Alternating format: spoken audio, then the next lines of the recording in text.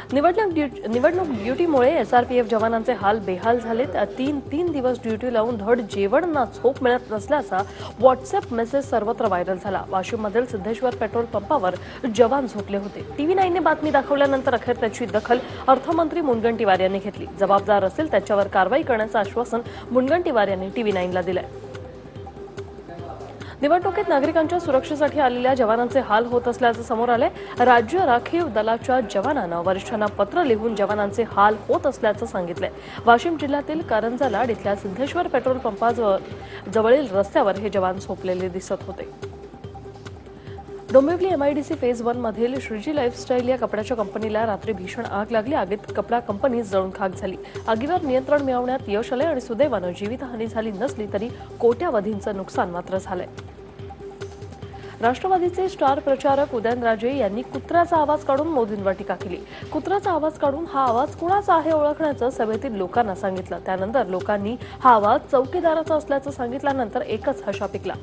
एकदा नव्हे तर उदयनराजे यांनी 3दा कुत्र्याचा आवाज काढून मोदींवर टीका केली। पिंपरीतील राष्ट्रवादीची पार्थ पवार यांच्यासाठी जाहीर सभा झाली। यावेळी उदयनराजे यांनी मोदींवर चौफेर टीका केली।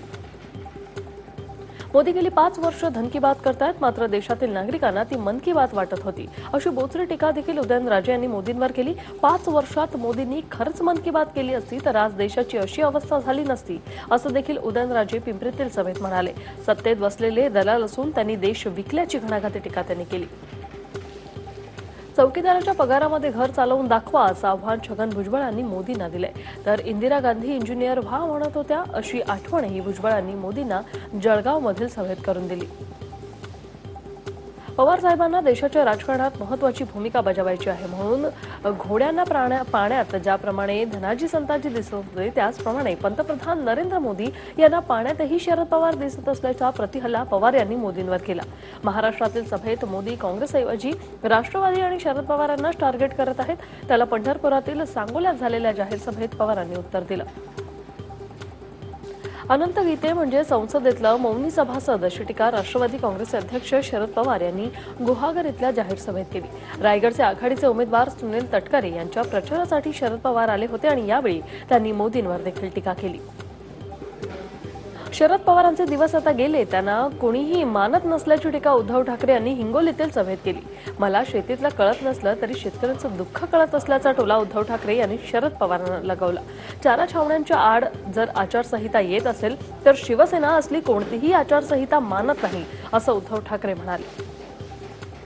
हिंगोलीतील सभेत उद्धव ठाकरे यांची जीभ घसरली। त्यांनी राहुल गांधी, शरद पवार, अशोक चव्हाण, ओवैसी, चंद्रबाबू नायडू यांचा नालायक असा उल्लेख केला।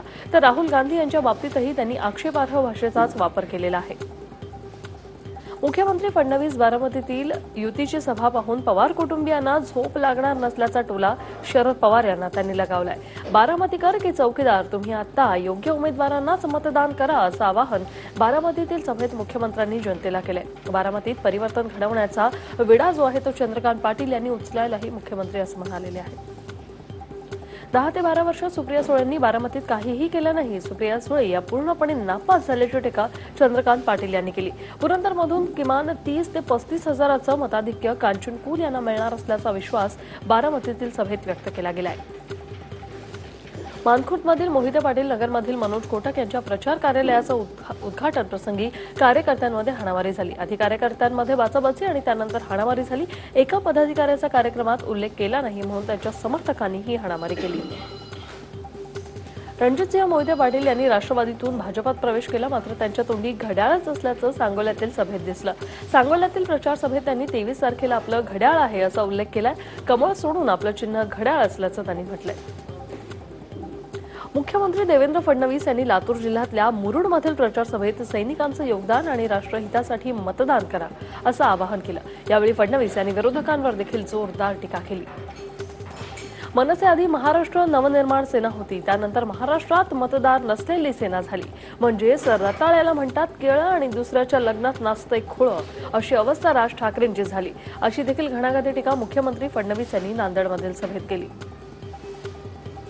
अशोक चव्हाणांनी प्रचारासाठी मंच भाड्याने आणला, काल नेते भाड्याने आणले। समर्थन मिळवण्यासाठी अशोक चव्हाणांनी नवा पॅटर्न तयार केल्याची टीका मुख्यमंत्र्यांनी अशोक चव्हाण यांना नांदेड येथील सभेत केलेली आहे। राज ठाकरेंचं भाषण म्हणजे स्टँड अप कॉमेडी शो आहे, अशी टीका शिक्षण मंत्री विनोद तावडेंनी मुंबईत केली. एक आमदार खासदार नसलेल्या पार्टीचा अध्यक्ष मोदी आणि शहा यांना संपवण्याची भाषा करत असल्याची बोचरी टीका तावडेंनी केली. राज ठाकरेंच्या सभांचा खर्च काँग्रेसच्या खर्चात जोडा असं पत्र देखील तावडेंनी निवडणूक आयोगाला दिलंय. राज ठाकरे यांनी एका सभेत हरिसद या गावाच्या विद्यार्थ्यांना टॅब आणि संगणक शिक्षण देण्याचं आश्वासन दिलं होतं. त्याची काय परिस्थिती आहे याचा व्हिडिओ राज ठाकरे यांनी दाखवला होता. मात्र राज ठाकरेंनी दाखवलेला हा व्हिडिओ खोटा असून शाळेत विद्यार्थ्यांना संगणक शिकवलं जात असल्याचा व्हिडिओ भाजपकडून दाखवण्यात आला. आमच्याकडे शिक्षण खातं नसल्याने मुंबईत राबवलेली टॅबची योजना उर्वरित राज्यात राबवता आली नसल्याची खंत युवासेना प्रमुख आदित्य ठाकरे यांनी कोल्हापुरातील सभेत व्यक्त केली. आदित्य संवाद कार्यक्रमात ते बोलत होते आणि यावेळी आदित्य ठाकरे यांनी राहुल गांधी यांच्यावर देखील टीका केली. शिवसेनेच्या सुनील धांडे यांनी बीड जिल्हा सहसंपर्क प्रमुख पदाचा राजीनामा दिल्यानं युवा बसलाय. जयदत्त क्षीरसागर यांनी बीडमध्ये अनेक शिवसैनिकांचे संसार उद्ध्वस्त केले. त्यांना पक्षात घेतल्यानं नाराज झालेल्या सुनील धांडे यांनी राजीनामा दिला. धनुष्याला मत म्हणजे मोदींना मत असं विधान शिवसेनेचे एकनाथ शिंदे यांनी वाडा इथल्या सभेत केलं. त्यांच्या विधानामुळे एकच हशा पिकला आणि त्यामुळे त्यांनी लगेच दुरुस्ती करून धनुष्यबाण निशाणे नसून कमळाला मत म्हणजे मोदींना मत असं सांगितलंय. युतीचे उमेदवार कपिल पाटील यांच्या प्रचारासाठी शिंदे आले होते. दक्षिण मध्य मुंबईचे युतीचे उमेदवार राहुल शेवाळे यांनी बुलेटस्वारी केलेली आहे. बुलेट चालवून त्यांनी बाईक रॅलीत सहभाग घेतला. राहुल शेवाळे हे सर्वच माध्यमातून जनतेपर्यंत पोहोचण्याचा प्रयत्न करतात. एकनाथ गायकवाड 10 वर्ष खासदार होते. त्यांनी त्यांच्या कामाचा लेखाजोखा देण्याचं आवाहन त्यांनी केलंय. बहुजन विकास आघाडीला शिट्टी हे चिन्ह मिळू नये यासाठी भाजप शिवसेनेने सत्तेचा पूर्ण गैरफायदा घेतल्याचा आरोप हितेंद्र ठाकूर यांनी केला. निवडणूक निर्णय अधिकारी आणि मंत्र्यांना सुप्रीम कोर्टात खेचणार असल्याचा इशारा ठाकूर यांनी दिलाय. ठाकूर यांचे आरोप चुकीचे असल्याचं एकनाथ शिंदे यांनी म्हटलेलं आहे आणि निवडणूक चिन्हासाठी कुणावरही दबाव आणला नसल्याचं देखील त्यांच्याकडून सांगण्यात आलंय. युपीतील रामपूर लोकसभेसाठी सपाच्या आझम खान आणि भाजपच्या जयाप्रदा यांच्यात लढत चांगलीच रंगते. आझम खान यांनी जयाप्रदा यांच्यावर तिखट शब्दात टीका केली. त्याला जयाप्रदा यांनी देखील उत्तर दिले, मी घाबरत नसून आझम खान घाबरले आहेत, त्यामुळे ते कसेही टीका करत असल्याचा पलटवार जयाप्रदा यांनी केलाय. दिल्लीचे उपमुख्यमंत्री मनीष सिसोदिया यांनी काँग्रेसला आघाडी करण्यासाठी साथ घातली आहे. ट्विट करून काँग्रेस आणि आपने एकत्र येण्याची गरज असल्याचं सिसोदिया म्हणाले. दिल्ली, हरियाणा, चंदीगडमध्ये 18 जागांवर भाजपचा पराभव करण्यासाठी एकत्र येण्याचं आवाहन त्यांनी केलंय. पंतप्रधान नरेंद्र मोदी यांनी तामिळनाडूतील प्रचारादरम्यान काँग्रेसला पाठिंबा देण्यावरून द्रमुकवर निशाणा साधला. डीएमकेचे अध्यक्ष स्टालिन यांनी पंतप्रधान पदासाठी राहुल गांधींच्या नावाला पाठिंबा दिला. मात्र त्यांच्या या भूमिकेला महाआघाडीतील इतर पक्षांचा विरोध असल्याचं तामिळनाडूतील सभेत मोदींनी सांगितलं. काँग्रेसने पत्रकार परिषद घेत राफेलवरून पुन्हा एकदा मोदींवर हल्लाबोल केला. मोदींच्या कृपेने फ्रान्स सरकारने अनिल अंबानींचे कोट्यावधींचे कर माफ केल्याचा आरोप काँग्रेस प्रवक्ता रणदीप सुरजेवाला यांनी दिल्लीत केलाय. फ्रान्सचे राजदूत अलेक्झांड्रे झिग्लेर यांनी राफेल विमान खरेदीतील ऑफसेट कराराबाबत ट्विटरवरून खुलासा केला. रिलायन्स टेलिकॉम कंपनी आणि फ्रान्सच्या कर प्राधिकरण यांच्यात झालेला आंतरराष्ट्रीय करार कायदेशीर बाबी पडताळून करण्यासाठी आल्याचा खुलासा त्यांनी केला. या करारात कोणत्याही प्रकारचा राजकीय हस्तक्षेप नसल्याचं ट्विट देखील त्यांच्याकडून केलं गेलंय. निवडणूक आयोग मोदींच्या सूचनेनुसार काम करत असल्याचा नायडूंचा आरोप. निवडणूक आयोग ही स्वायत्त संस्था असतानाही ती संस्था पंतप्रधान नरेंद्र मोदी आणि केंद्र सरकारच्या सूचनांनुसार काम करत आहे. आयोग आम्हाला सहकार्य करत नाही असा आरोप आंध्र प्रदेशचे मुख्यमंत्री चंद्रबाबू नायडू यांनी दिल्लीत केलाय. केंद्रीय निवडणूक आयोगाकडे त्यांनी खासदारांसह असं सांगितलेलं आहे. लातूर प्रचार सभेत पंतप्रधान मोदींनी बालाकोट हल्ल्याचा उल्लेख करून मतदानाचं आवाहन केल्यानंतर आता निवडणूक आयोगाने या प्रकरणाची गंभीर दखल घेतली आहे. केंद्रीय निवडणूक आयोगाने महाराष्ट्राच्या मुख्य निर्वाचन अधिकाऱ्यांकडे या संपूर्ण प्रकरणाचा अहवाल मागवलाय. पंतप्रधान नरेंद्र मोदींसारखे दिसणारे आणि लखनौमधून अपक्ष उमेदवार म्हणून लोकसभा निवडणूक लढवणारे अभिनंदन पाठक यांना निवडणूक आयोगाने नोटीस बजावली. त्यांनी एक वोट एक नोट अशी टिप्पणी करून आचारसंहितेचा भंग केल्याचा आरोप त्यांच्यावर आहे.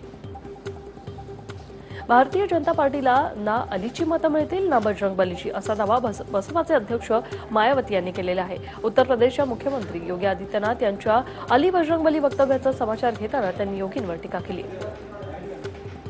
आज बाबासाहेब आंबेडकर यांची 128वी जयंती आहे. बाबासाहेबांना अभिवादन करण्यासाठी देशभरातून मुंबईत आता चैत्यभूमीत आणि नागपुरातील दीक्षाभूमीत मोठ्या प्रमाणात भीमसागर लोटतोय. मुंबई काँग्रेसचे अध्यक्ष आणि दक्षिण मुंबईचे उमेदवार मिलिंद देवरा यांनी पहाटे चैत्यभूमीत जाऊन बाबासाहेबांना अभिवादन केलं। यावेळी अनेक कार्यकर्ते त्यांच्यासोबत होते। बाबासाहेबांचा देशावर उपकार असल्याचं यावेळी देवरा म्हणाले। मुंबई पोलिसांच्या गुन्हे शाखेने संतोष नायर या आरोपीला तब्बल 15 वर्षांनंतर पुण्यातून अटक केली। संतोष नायर या अट्टल गुन्हेगारावर जवळपास 100 गुन्हे दाखल आहेत। 15 वर्षापासून तो पोलिसांना गुंगारा देऊन फरार होता आणि त्याला अटक केली तेव्हा त्याच्याकडे पिस्तूल आणि जिवंत काडतूस सापडलेत। रायगडमधील पोलादपूर कशेरी घाटात डंपर पलटी झाल्याने काही काळ वाहतूक बंद झाली होती आणि त्यानंतर रस्त्यावर डंपर काढून एकेरी वाहतूक सुरू करण्यात आली। देशाच्या काही भागात पुढील 5 दिवस पाऊस आणि गारपीट पडणार असल्याचा इशारा हवामान खात्याने वर्तवलाय। दिल्ली आणि आसपासच्या परिसरात 16 आणि 17 एप्रिलला वादळी वाऱ्यांसह पाऊस पडण्याची शक्यता हवामान खात्याने वर्तवली। महाराष्ट्र, काश्मीर, उत्तर प्रदेश, राजस्थानसह इतर राज्यात पाऊस पडण्याचा अंदाज वर्तवण्यात आलाय। कराड तालुक्यात वादळी वाऱ्यांसह गारपिटीचा पाऊस झालेला आहे। उष्णतेमुळे हैराण झालेल्या नागरिकांना वळवाच्या पहिल्या पावसाने दिलासा मिळाला। पावसामुळे नागरिकांची तारांबळ उडाली तर शेतकरी मात्र पावसामुळे चांगला सुखावला। सातारा जिल्ह्यातील महाबळेश्वर, पाचगणी, वाई परिसरात वादळी वाऱ्यांसह गारांचा पाऊस झाला। अवकाळी पावसामुळे हवेत गारवा पसरल्याने उकाड्याने त्रस्त झालेल्या नागरिकांना थोडासा दिलासा मिळाला। रत्नागिरीतही गारांचा जोरदार पाऊस झाला, त्यामुळे आंबा पीक आता धोक्यात आले।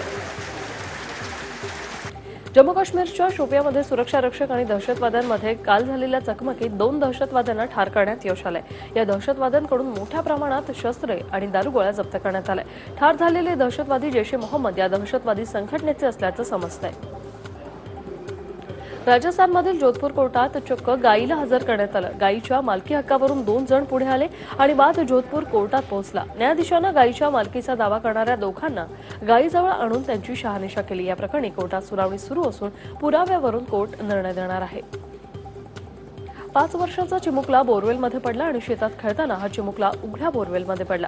त्याला बोरवेलमधून बाहेर काढण्याचे प्रयत्न प्रशासनाकडून सुरू आहेत आणि बोरवेलच्या बाजूने समांतर खड्डा खोदून त्याला सुखरूप बाहेर काढण्यासाठी युद्धपातळीवर प्रयत्न सुरू आहेत।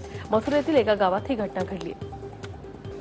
आयपीएलच्या 12व्या सीझनमध्ये रॉयल चॅलेंजर्स बंगळुरूने मागील 7 सामन्यात पहिला विजय नोंदवलेला आहे। विराट कोहली आणि एबी डिव्हिलियर्स यांच्या अर्धशतकाच्या जोरावर रॉयल चॅलेंजर्स बंगळुरूने 8 विकेट्स राखून पंजाबवर विजय मिळवलाय। जॉस बटलरच्या निर्णायक खेळीच्या जोरावर राजस्थान रॉयल्सने मुंबई इंडियन्सवर 4 विकेट्सने मात केली। बटलरनं अजिंक्य रहाणेसह 60 तर संजू सॅमसनसह 87 धावांची भागीदारी केली। अजिंक्य रहाणेने 37 तर संजू सॅमसननं 31 धावांचं योगदान दिलंय। तामिळनाडूच्या दिवंगत मुख्यमंत्री जयललिता यांच्यावर दुसरा बायोपिक येणार आहे आणि या सिनेमात अभिनेत्री कंगना रनौत जयललिता यांची भूमिका साकारणार आहे। या सिनेमाचं नाव शशी ललिता असं असणार आहे।